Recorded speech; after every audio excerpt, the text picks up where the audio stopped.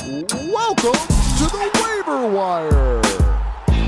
Waiver Wire. Waiver Wire. Waiver Wire. Waiver Wire. Waiver. What up? Welcome to the Waiver Wire, where fantasy players become fantasy legends. I am Malone.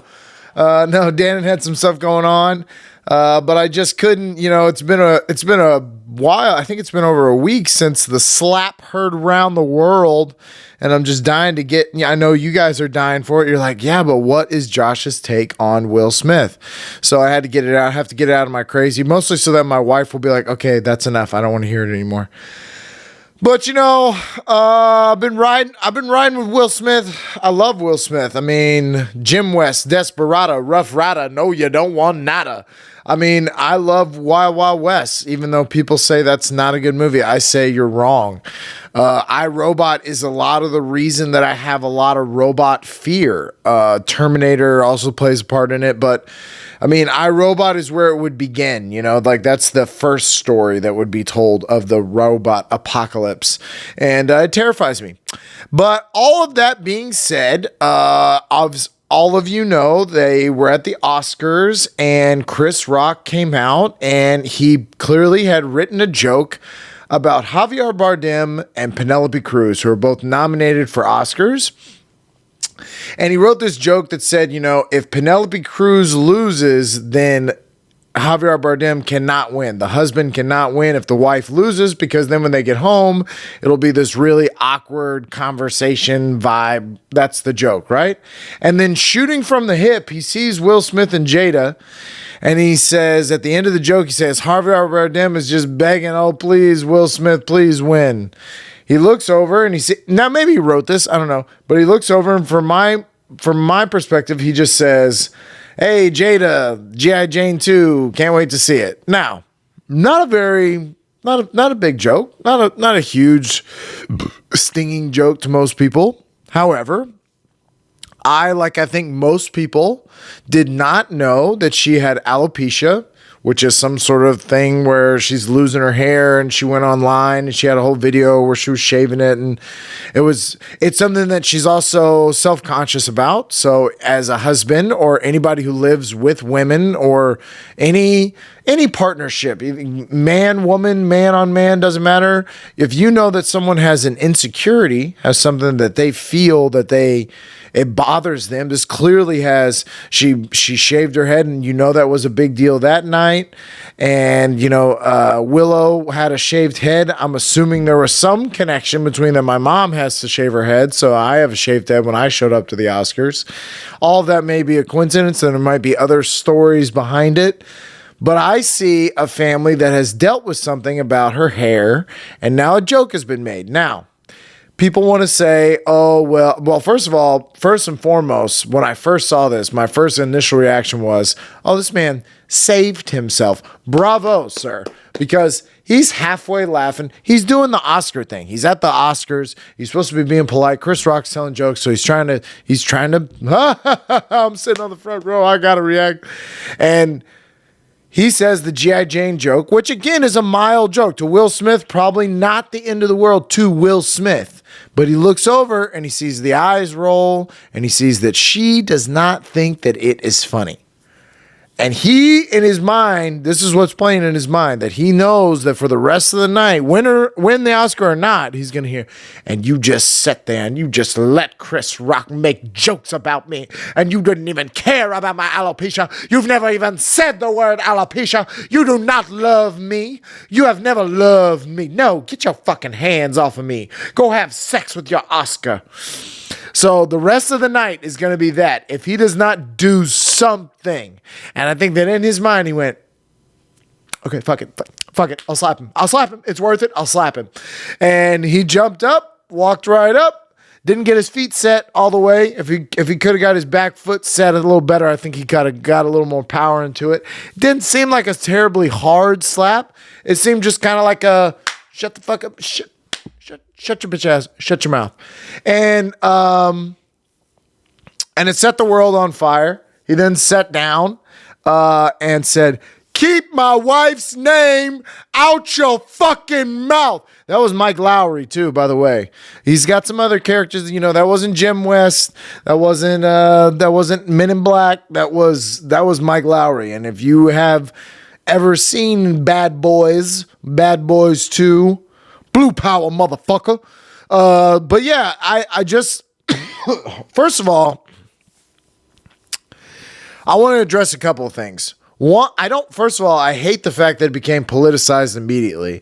The woke people on the left wanted to all stand up and say, oh my God, violence is not the answer. This wasn't violence, okay? Just so you know, you've lived in a very sheltered life if to you this was a violent act. All right, there are many different things that could have came of this. He's lucky that he made a joke at Will Smith. People want to say, oh, well, I bet Will Smith wouldn't do that if The Rock was making that joke. The Rock probably wouldn't make that joke at Will Smith. Also, if The Rock was making a joke, it's a totally different thing. Having this Chris Rock, there's a lot of things that I could get into. But the biggest thing is that they're not at a comedy show. The Oscars is not some roast that the entire Hollywood signs up. Will Smith has to be there. He's nominated. He's nominated for an Oscar. He's standing up for his movie, King Richard. He's there to represent. Chris Rock don't have to be there. He's just a little fucking presenter that's been a host a couple of times that got up there and shot his mouth off. I applaud Will Smith. I'm all team Will Smith here, getting jiggy with it. Nah, getting jiggy with it. And I would say, it really pisses me off how most people are jumping all over him and attacking this guy like he did something wrong. He did what a good man should. Stand up for your woman. If you go to any comedy club across the world, okay, and you go with your wife and it's a no-name comic, guess what that no-name comic is not going to do? He's not going to fire shots at the lady. He'll make fun of the guys, but I promise there is no comic out there that's like, I'm just going to roast this lady until this guy gets so mad at me that he gets up and comes down to fight me. And now I've ruined this comedy show. I'm just starting fights with the audience. The only reason that Chris Rock said that about Jada is because Jada's a famous person, because he thought he could get away with it, because he's been doing it for years. I applaud Will Smith for stepping up and giving him just a little smack. If Muhammad Ali wanted to go up there and beat the fuck out of Pookie, he definitely could have. He could have jumped up there and not stop. There was nobody coming to stop Will. He could have landed. First off, he could have landed a right, as we saw. Might not have been a good one. It would have stumbled Chris Rock and he said, what the fuck? And then Muhammad would have just started piecing him up, floating like a butterfly and stinging like a fucking Agent Smith, Agent J, whatever his name is. I'm trying to get all the Will Smith references I can because I'm Team Will Smith in this. It's not that, and I think it was the perfect amount. He went up, he smacked him, he sat down, and then when I think he would have just brushed it off had it not been, wow, dude, it was a G.I. Jane joke. Chris Rock could have just kept it moving. I think Will Smith was on his adrenaline. And I think that's where the famous, keep my wife's name out your fucking mouth. I loved it. It was incredible. I'm all about that kind of energy. I think that that's what most men's reaction would be when they see their wife upset. They've got to do something. And so he had to do something. And I saw a lot of people, like even my guy, Joe Rogan. But Joe Rogan's thinking of it from a stand-up's point of view that, this joke wasn't that big a deal. Yeah, to you, but to them in this household where he's seen tears and then, this is the other thing that I love to hear about it. Oh, well, she cheated on him. And she drug his shit out in the Red Talk table, and they've had podcasts about where she was unfaithful to him. Look, I saw them. I think it's uncomfortable. I don't think that that's the best look ever by any means. But for whatever reason, they're still together. They still showed up to the Oscars together. As far as I know, they're still married. The facade, at least, he might be gay. He might have stuck that Oscar so far up his ass whenever he got home, and that was the best thing that he's ever done. That's his fondest memory, is when he finally got that Oscar. He some KY on top, and he sat on it. I don't know, but I know that as far as they were concerned, that Oscar night, they were together. They were the Smiths. They've been together forever. He's been with that woman for a long, long time. He saw pain in her eyes, and he said, I got you.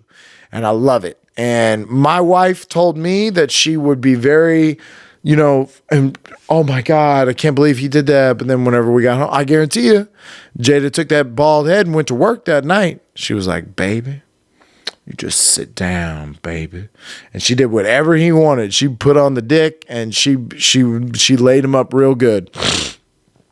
But I applaud Will Smith. The Oscars, if you told me that every Oscar show ended with a slap, oh boy, I'm tuning in. I might take off work just so that I can be there, just to make sure that I see it. But other than that, I mean, the whole thing was a joke, the way everybody reacted. Now, it's all, this was toxic masculinity. Shut the fuck up. I also think it would have been something different. Just play this out in your minds if this was two white people. Just saying. If Ricky Gervais gets up there and makes a joke about Blake Lively, and Ryan Reynolds gets up there and gives him a smack, we might all just laugh this off, even if it was real. Even if Ryan Reynolds sits down and says, keep my name's wife out your fucking mouth, we might still laugh. All Deadpool got up and just, that's funny. I don't know. What if it was a white comic that came after Jada and Will went up there and did that? I think we might feel a little different about it. I think then there might be more people on Will Smith's sides. Even the woke side might fall over on that side because they don't want to seem racist. There's a lot of the fact that it was a black celebrity slapping a black celebrity then allowed the racism to kind of be washed away and us to just judge the act and how terrible it was. To me, again, not really that terrible it wasn't that terrible. I mean, it just was. It wasn't that big of a deal. So, I don't know. I thought it was a very awesome thing that happened. I'm Team Will Smith all day. This better not mess with his career. I saw already that he got pulled out, and I think that might happen. I think initially people might. He's a little nuclear right now. They might want to back off it, but I think he gets to work in the end from this. And what's going to happen to Chris Rock? Nothing. So it's very frustrating that Chris Rock got to go up there. I'm of the school of talk shit, get hit. So I was into it big time. I don't care. Moving on. The NBA is coming to an end here. Most of it's locked up. The East is completely, we know who the top 10 teams are. We don't know which way they'll end up at the end. I know there's some fighting for that number 2 and 3 seed. Boston and Milwaukee are going back and forth. Philly's still in it. Miami's got the number 1 seed, and Phoenix has got the number 1 seed. I know those are pretty much locked solid. But yeah, Brooklyn, they're sneaking in at the 10. And they're lucky to be there because of all the injuries that they've had over the season. And I know that those two guys are really good. I get it. Kevin Durant and Kyrie are fantastic. The rest of the team is LaMarcus Aldridge is not who he used to be. Blake Griffin is not who he used to be. A lot of these guys that they have on the top side of their team, not the Kyrie and the Kevin Durant shooting part, the other side of the team is okay. And I just think a lot of these other teams beat them. I think Philly, they have a lot of problems versus Philly just because Joel Embiid. They really don't have anything to stop Jason Tatum. When it comes down to it, they'll get switched. I also like Boston's been playing out of their minds, and the Jason Tatum, Derek White, Jaylen Brown threesome is really good. And Giannis is starting to play like the best player in the world. The East has got that good starting 4 of Miami, Boston, Milwaukee, Philly. And I just don't think Brooklyn.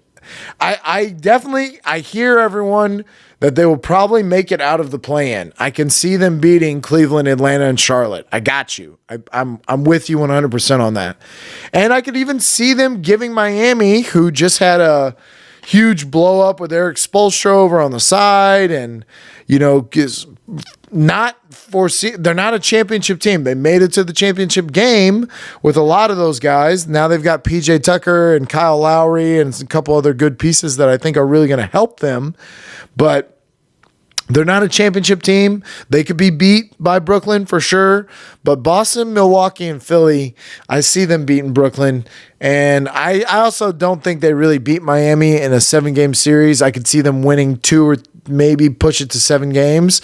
But I think Miami would finish off Brooklyn. So I just don't see it. Sorry for the Cinderella stories that want to be there with fucking Kevin Durant, but y'all know how I feel about Kevin Durant. Fuck that shit.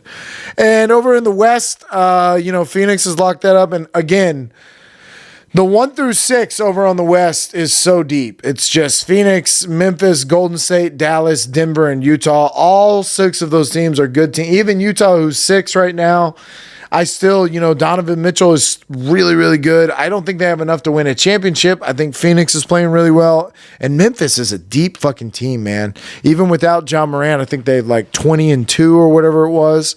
So, Golden State could get hot. Luka Doncic is playing out of his mind. Denver's getting Michael Porter back for sure. There's a lot of good teams in the West. And now, bringing up my guy, the GOAT. I will still say it. He is still the GOAT. But yeah, this was an interesting year in LeBron's legacy. At his age, I went back to look at who did it at his age, and not a lot of people did. Kareem Abdul-Jabbar and Karl Malone, one of the reasons that they were number 1 and number 2 on the scoring list is because you look at all the games that they played, just like LeBron. They didn't miss a lot of seasons. When they did play, they played most of the year. But this is going to be one of those years that is not that for LeBron. LeBron, I think, at the end of this will probably play something like 40-something games, maybe a little more than that, might be closer to 50, I don't know. But I know he's missed a significant amount of time, and that's not the MO for him. That's not what he usually does. He still offensively is doing stuff that we've never seen before. All of these guys, Kareem and Karl Malone, when they were 37. I think Karl Malone, when he was 37, was still averaging about 20-something, maybe 20, 21 a game. And by 37 and 38 years old, Kareem Abdul-Jabbar had much more taken a back seat, was there to rebound and play defense and be a leader, but not necessarily to score points. He scored so much early on in his career that it gave him that big lead that then towards the end of his career, even if he was averaging like 8 to 10 points a game, he was still tacking on a lot of points to get himself to where he's at now. Nothing against Kareem Abdul-Jabbar. I think he won his last championship when he was 40 years old, and that was I think that was the Magic Johnson rookie year with the sky hook. Excuse me. Yeah, lovely. What I'm saying is, this will be a year that we will look back and say, I guess it depends on what happens. If LeBron goes on to lose from here on out, this will turn into the Washington Wizards Michael Jordan years, where he's not playing for championships and he's just playing for the fuck of it. And listen, I love LeBron James, but he doesn't play defense anymore. And then as a GM, he has proven himself terrible by going out and getting guys that don't play defense. He went out and got Carmelo Anthony and Russell Westbrook, and these guys are notorious for not playing defense and not being closers, to be honest. If those were the two big names that I can pull from, who else? I don't think anybody had Malik Monk playing to the level that he did, which if they could have got that with something else, the rumors are that DeMar DeRozan was there if they had given him the years, and that they could have got DeMar DeRozan and Buddy Hield. Now, would DeMar DeRozan be DeMar DeRozan that he is in Chicago with LeBron? I don't know. DeMar DeRozan is playing at an MVP level this year. He's probably not going to win MVP, but he played at that level for that team. He's the best player on that team this year for Chicago, who is going to end up the 5 seed. They're going to be a tough out in the playoffs. I don't like them winning a championship, but I consent that they were a good team this year. And LeBron put together a team that is not even close to contending. Even if, okay, so it's Tuesday at about 4 o'clock. It's already been ruled that LeBron is not going to play in this game. So potentially for this game that you absolutely need, because if you fall behind by another game, now San Antonio on the flip side of the coin doesn't have 2 of their big players of Podol and Dejounte Murray. So there's a chance that you both could lose and then you're still even. And then you've got 3 games left and you could win out. There's a slim, and San Antonio's got to lose, by the way. There's a very slim chance that you get into this playoffs. Even if you do, unlike Brooklyn, who I concede will probably beat Charlotte, Atlanta, and Cleveland in some sort of play-in tournament to get in. The Lakers are not beating the Minnesota Timberwolves, the Clippers, or the New Orleans Pelicans. They're just not going to beat them. They are not a good enough team. And also, I love you, LeBron, but you're not there. You're hurt. You're 37 years old. You're putting on these 50 performances, and it's not there anymore. Unlike Tom Brady, who I have not seen the decline in, I unfortunately have to admit that I see the decline in LeBron James, and it's on the defensive side of the ball. If Tom Brady had to turn around and go play free safety, he probably wouldn't be very good right now either, but he only has to play one position. He only has to play quarterback. So it's not exactly the same comparison, but LeBron just doesn't play defense. And do I think that if you took LeBron as a free agent, you don't lose anything off a team, and you drop him in Miami or Memphis, Golden State, Milwaukee, Philadelphia, Phoenix, you dropped him in any of these really, really good teams that are around the league, and you just say, here's LeBron James, you instantly become champion. I mean, all those teams I just named, if I just drop LeBron James on that team, they're champions. They're champions immediately. Him on Golden State with Klay Thompson and Steph, oh my Lord. I've wanted it for so long because everyone loved that Kevin Durant Warriors team. You don't even know. The LeBron Warriors team would be instantly better. And I think that's just a fact. And you hear it here first on the Tom Brady LeBron James show. They would be better. I don't know where I was at with that, but NBA MVP coming down to it. I think it's between 3 guys. It's between Jokic, Joel Embiid, and Giannis. I really think Giannis, he's the way he played in that Brooklyn game not too long ago, and just the way he's kind of leading teams. I would kind of lean towards Giannis. Now, I get on what Joel Embiid and Jokic are doing. I especially, guys, I didn't know that he was playing without Michael Porter and Jamal Murray for this entire year. And they're the 5 seed. They're still in it. That's very impressive to me. I know that Denver's got a good team, but that's mostly been carried by the big guys. So I get it on Jokic. I don't see Jokic as a killer that's going to win in the playoffs. And I think if I had to pick one, Joel Embiid or Jokic to start a team with, I'm picking Embiid. But yeah, if I had to vote today, it would be LeBron James. No, it would be Giannis. I think Giannis has played better this year. He's definitely seen, it's like he can see the Matrix code. He's won, so he can kind of see everything, and he's starting to believe, as Morpheus would say. But yeah, I've had a little bit of vacation, a little staycation, fucking genius.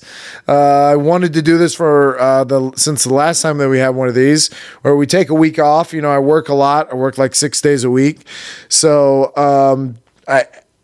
every 6 months, I think I'm going to take a week off and just kind of reset my brain. It's been fantastic. I've been really loving it. I've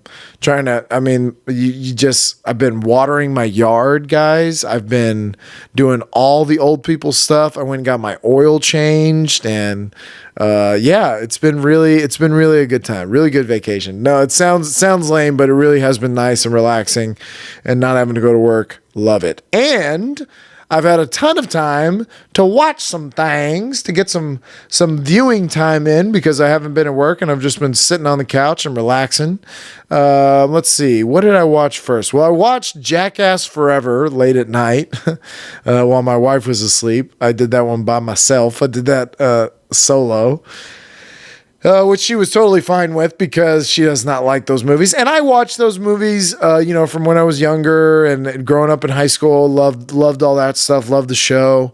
But now, watching it now, it's so sad. It's like, man, why? Why are you doing this? Who? Get this 50-year-old man out of here. Like, when he gets hit, no, spoiler alert, I'm ruining a plot point, I guess, in Jackass. He gets hit by the bull again, Johnny Knoxville. He got hit by the bull in the first one, and in this one he gets absolutely wrecked by this bull. And it's like, God damn it, like, he doesn't need to do this. Someone tell him to stop. So please stop. I don't need these anymore. They're very sad to watch. They had the whole thing with Bam, where Bam he wasn't part of it. I did notice that he was in the one scene where they're in a marching band, and you see him in the background, and you're like, oh, look, there's Bam. What the fuck? He's not even in this movie. It also seemed like they were trying to pass it off on the kids a little more. I appreciate that. They were like, yeah, why don't you do this, kid? Because, a lot of them are older now, but God, the scene with the bear, you kidding me? The scene with the bear where they let the bear in? And the bear comes. It's a bear. They fucked around with a bear. That could have been an awful scene had that bear decided, I'm gonna eat this guy. Jackass Forever. Don't do it. Stop doing it. Just to the people of Jackass. I get it if you watched it, if you enjoyed it, whatever, but please stop.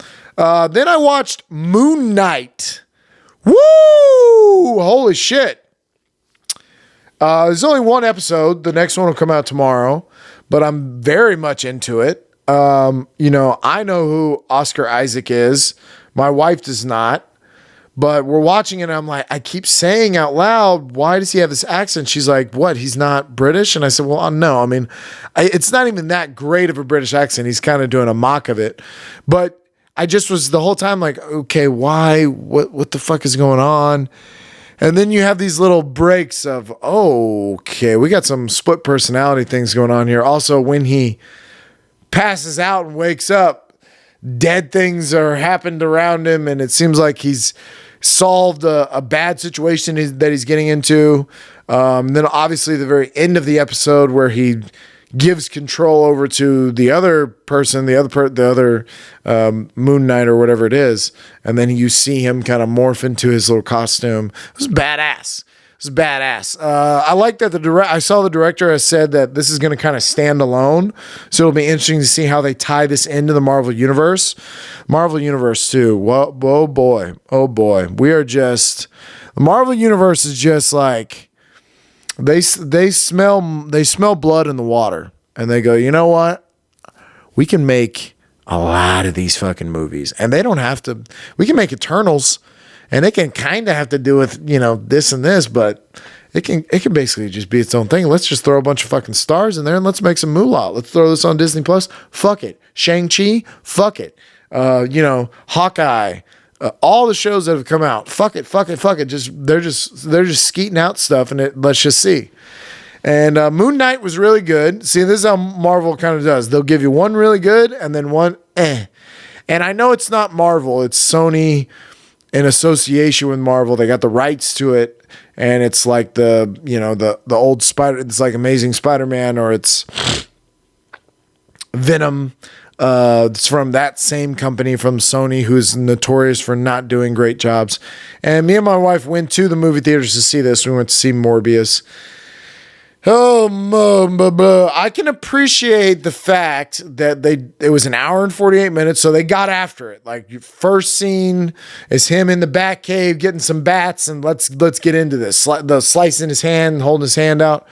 But and they did. They got right into it. It was like, you saw him as a kid and you kind of got a little bit of context, and then they got right into the story. And I appreciate that. But there just wasn't enough explaining. I needed more explaining on like what his powers were and who he is. And just some of the fight scenes were just ridiculous. And I don't know. It wasn't my cup of tea. I wasn't crazy about it. I wasn't crazy about him and his friend fighting to the death. I don't think Jared Leto is that good. I said it. Dallas Buyers Club is good because of Matthew McConaughey. I don't think Jared Leto can deny that. If you watch Dallas Buyers Club, you watched it because Matthew McConaughey is fucking amazing in it. But other than that, I mean, what? He got the shit beat out of him in Fight Club. I don't know what I'm supposed to be amazed with there. He got...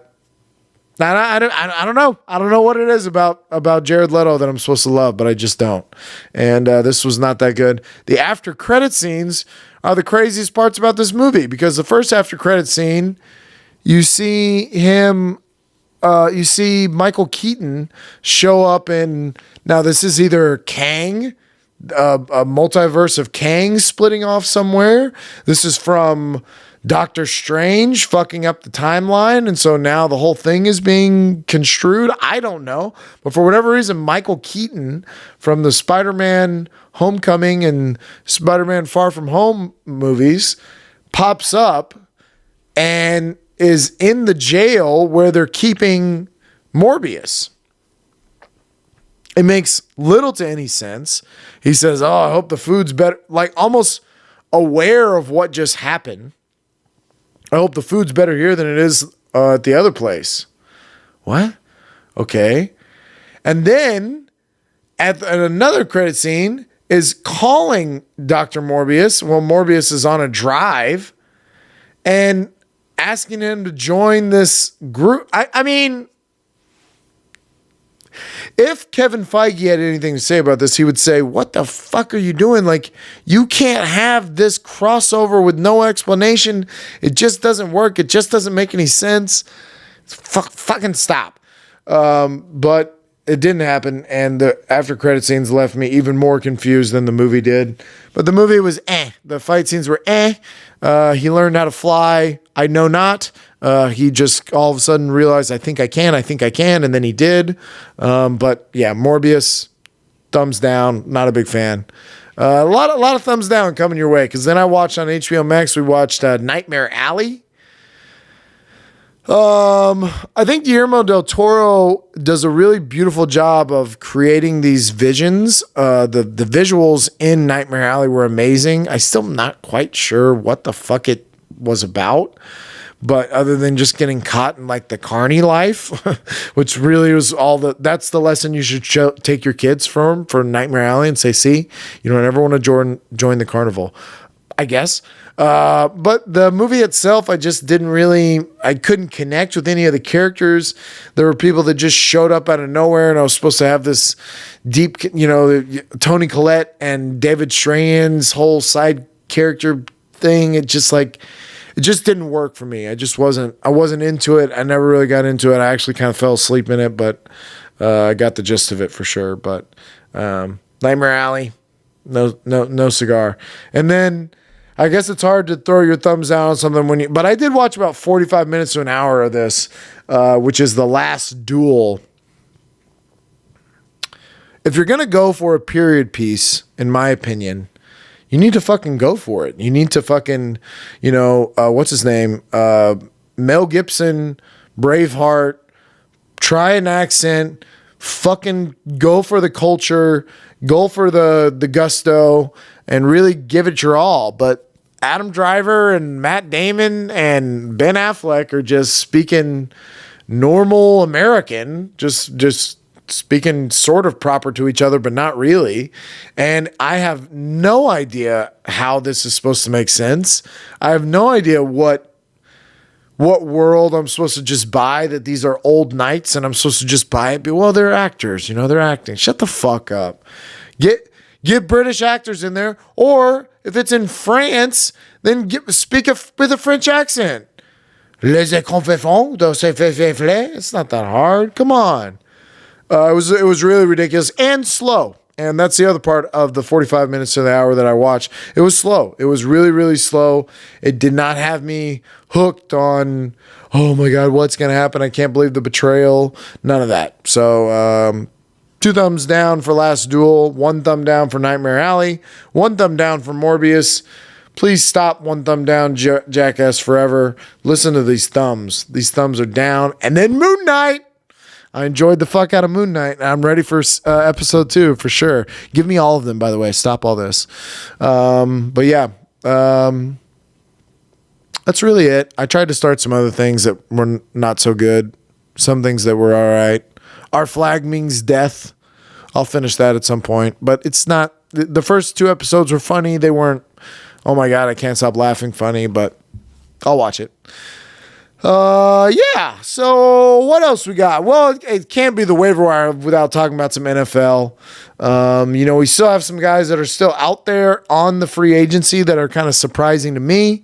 A lot of defensive players of Tyrann Mathieu, Clowney, Stephon Gilmore, Landon Collins, Dante Hightower, Calais Campbell.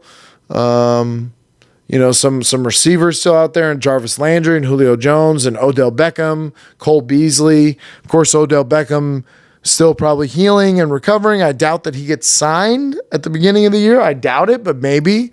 Unless he just takes like the veteran minimum, I doubt that he gets something. But if he can come back and show that he's ready to play, then somebody mid-season probably will pick him up, but I doubt it happens right away. Another one that came out, Gronk. Gronk did say that he is not ready to commit to that right now.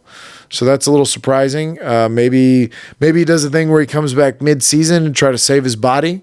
I like that more because I want him healthy.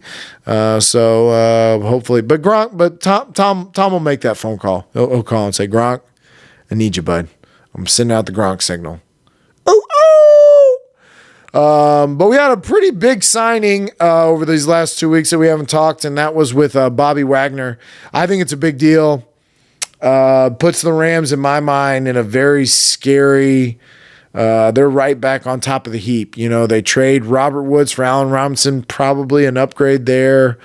They have all Cam Akers and Darrell Henderson coming back. They're going to have a defense now that has all 3 phases. It has Aaron Donald, it has Bobby Wagner, and Jalen Ramsey. So even though I think Jalen Ramsey is beatable, and you're only getting older, so I can't wait for Tom Brady to prove me right. I'm looking at that a little further too, and I do think that the Rams are going to have a good year. I could see them on my predictions for the NFC. It just shows you the vast difference between the AFC and the NFC. And the NFC, I think nobody would argue this point with me. I think this is all pretty straightforward. Where they are in the seeding, I think, is up to you. I've got the Rams being at the number 1 seed. I've got Tampa Bay being the number 2 seed, and I've got Green Bay being the number 3 seed. All of those winning their divisions. I think all 3 of them. The Rams have the hardest division, but I think they should win their division again. They'll definitely be a strong team. And Tampa Bay and Green Bay have a cakewalk of a division. They will, Minnesota is Green Bay's hardest test. So, and Green Bay right now has no receivers. I totally understand that, but I still think they should win their division and probably have a pretty good record. Tampa Bay, I could definitely make an argument for Tampa Bay having the number 1 seed, especially with Tom Brady sounding like he's wanting to go out on top. He's maybe wanting this to be one last hoorah. I definitely see a motivated Tom Brady. If he can talk Julio Jones into coming there.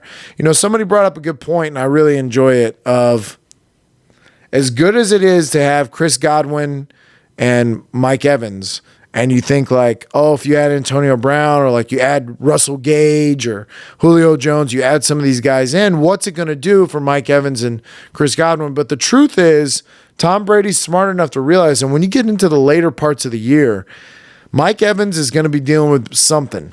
He's going to have some sort of hamstring, ankle. Somebody's going to be rolled up on him because he's a big boy that's always catching passes over people and people are tackling him. It's just going to happen. Chris Godwin, he's coming back from an ACL surgery. You hope that he's there.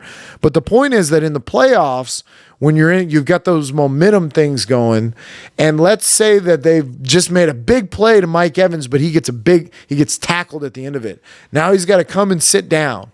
Well, now, instead of I just lost my number one receiver and I don't have anybody that's going to take his spot, Julio Jones goes, cool, take a seat for a second, catch your breath, let me step in and be the guy. I like that. I like that concept, and I think Tom Brady does too, where he comes from a mindset of like, I don't take plays off, but I know that you guys kind of do have to sometimes because of what physically is being asked of you. I'm just saying, if they get Julio Jones and people are going to scoff at it, it's a great pickup by Tom Brady to the Tom Brady Buccaneers, the Tampa Bay Buccaneers. Then after that, I'm going to say Philly wins the division. Ooh, I just don't know what Dallas did to get better. I mean, they're just CeeDee Lamb and a Michael Gallup coming back from a ACL surgery. Zeke is another year older. What made them better? They lost Randy Gregory. What made them better? I just don't know. They lost Leo Collins, so now the offensive line is kind of not the same as what it used to be. I just don't know. I do have Dallas still in the playoffs. I still think Dallas will do okay enough to make the playoffs, but I have San Francisco and Arizona also in the playoffs too. I don't know. As for me right now, I'll put Philly at 4, San Francisco at 5, Dallas at 6, and Arizona at 7. Now, I won't listen to an argument for another team other than maybe, and I put 2 of them on here, and they're fucking maybes, is Washington and Minnesota. Are those 2 teams better this year to where they could eke into the playoffs? And I mean eke. I mean, does Kyler Murray not have a good year because he's so worried about the contract? Does Trey Lance have a down year? Does Philly or Dallas? I mean, I don't see the Rams, Tampa Bay, or Green Bay not making it. But the other teams on there, I could, maybe play a story where they have a down year and Washington or Minnesota could sneak in. But the rest of the NFC, the Giants, the Lions, the Falcons, the Panthers, the Saints, the Falcons with Marcus Mariota, they're going to be one of the worst teams in the league. That's just my 2 cents. Look how easy the NFC is. And then you go to the flip side where I have this. Listen to I'll just name the teams that I have not making the playoffs that you'd be like, huh? The Chargers, the Raiders, okay? The Miami and New England, okay? And Baltimore. I have all of them not in the playoffs, but listen to who I do have in the playoffs. I have Buffalo at number 1, Cincinnati at number 2. I think that's fair to say they'll both win their divisions. Cincinnati, I get it. They've got Cleveland to deal with now. They're going to have Baltimore. And let's face it, a Mitchell Trubisky Pittsburgh team is bad. But I still think Cincinnati did what they needed to do this offseason. They've got a fucking line to stand in front of fucking Joe Burrow. And that's what's going to happen. I have Denver winning that division. I think Kansas City got worse. Juju is not Tyreek. I get it. I know. I get what happened, and it definitely made Miami better. It's what made me put Miami on this little list of fighting their way into the playoffs, but I just don't see it happening, and I see Denver doing really well with Russell Wilson. I really do. The Denver was that team where you're like, man, they just need a comparable quarterback, and they're right there. And they're right there. So I think Russell Wilson gets them to that point. And in fantasy, Jerry Jeudy, Cortland Sutton, those are some sneaky picks this year. But I'm going to put them as number 3. Buffalo, Cincinnati, Denver. Tennessee, I have winning our division. Now, I also have the Indianapolis Colts in at number 6. I've got Kansas City. I get it. Denver over Kansas City.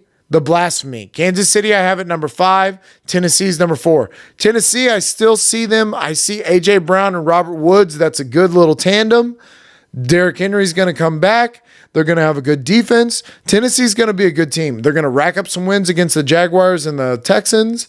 And I know that, and listen, I have them on here. I think Matt Ryan and the Colts very well could win the division over Tennessee. I could flip these. I could go put Tennessee at number 4 or Tennessee at number 6, Indianapolis at number 4, and say Indianapolis wins the division. I got you.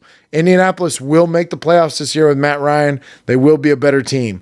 Kansas City will make the playoffs. I'm not stupid. They're just not going to win the division. I'm going to have Denver over them. And then I'll put Cleveland. I'll put Cleveland as number 7 with the addition. I don't know how much this is all based on. And obviously, if Deshaun doesn't play, you just take them out and you can punch in any of the 5 teams that I named of the Justin Herbert and Chargers that are on their way back. Devontae Adams and Chandler Jones added to this Raiders team. The Tyreek Hill and Chase Edmonds and all Terran Armstead, all that they added to the Miami Dolphins team. That Miami Dolphins team is going to be much better. New England, who'll be right back in it. And Baltimore, who, of course, will still have a good team. So AFC's deep as fuck. That could go any which way. I put that order, but you could flip it. Baltimore could be the number 1 seed, and I wouldn't even blink an eye. I would blink an eye at that. You know I'm not a Baltimore fan. But let's see. I've coughed a bunch. I've sneezed now. This is a good little solo show. Haven't had to take a break to drink anything, but I really, really want to. But I just had 2 other points, and it's the 2 guys floating out there in limbo. I think one team has done a better job of not ruining their product yet, and that's Jimmy G. I think that San Francisco's being really smart about this. Look, put Trey Lance out there, see what he's got. Let's say the first 4 games of the season, he's just not doing very well. So you throw Jimmy G out there and you roll with him, and it is what it is. You have a guy that you can rely on in Jimmy G. You know he's not going to get you over the hump, but for the meantime, it's a nice Band-Aid and the huge wound that you've created by selling your house for fucking Trey Lance. But let's also say, let's just play a what if of Ryan Tannehill gets hurt on a Tennessee team that goes on a run at the beginning of the year and is 6-0. Very realistic. Tennessee will probably, I'm just guessing, have a couple divisional games that are easier than others, and they will win at least 2 games at least. Let's just say Tannehill goes out, or Matt Ryan gets hurt, or even, God forbid, Josh Allen goes down. One of these teams who's kind of, because let's not kid ourselves, them giving Von Miller what they gave Von Miller, Buffalo is in it to win it this fucking year. If one of those guys, if Justin Herbert were to get hurt, I could see them making calls to the Browns and the 49ers. And then all of a sudden, if you're calling the Browns, it's like, look, I know you don't want anything to do with Baker Mayfield. I don't know that about Jimmy G. They could call, and Kyle Shanahan could bluff and say, nah, we're holding on to him. I really don't know what I have in Trey yet, and I want this safety net that is Jimmy G. But you call the Browns, and you're like, you're going to cut this guy. You're going to cut Baker. You have no choice. You have told us via $230 million that Baker is not your guy. And so I could see him getting cut. I could see somebody like Seattle scooping him up. Maybe Carolina, maybe New Orleans, maybe Tampa Bay. I think if you're Baker, you take the Tampa Bay job, because how many years does Tom Brady really have left? And sitting in a quarterback room with Tom Brady is only going to make you better. You go and you try to revamp Atlanta, or you try to revamp fucking Seattle, you're looking at another 4 to 5 hard years that you were better off in Cleveland, obviously. I know he knows that, but not to kick a little man when he's down. But yeah, Baker I never was a big Baker fan, but I see him being released as opposed to Jimmy, who I could see getting traded for. And depending on the situation you're in, like I said, if you're Tennessee, you start off the season 6-0 and Tannehill goes down, you have no backup. You might go, fuck, man. Let's just give him a first-round pick and we get Jimmy G. We have a quarterback. Jimmy G over Ryan Tannehill. I'll take that. Jimmy G over Fucking, I mean, some of these other teams, if I'm the Chicago Bears, Justin Fields looked all right, but I'd take Jimmy G over him. Shit, Jimmy G over Dak. I'd do it. Fuck you, Dallas. But yeah, I think I covered quite a lot here. I definitely need a drink of something. I talked for 49 minutes. Let's go. Just you and my face. You and my face. I know you needed to hear my Will Smith take, though, so I had to bring it to you. But come back. Check us out. Fuck off. Love you.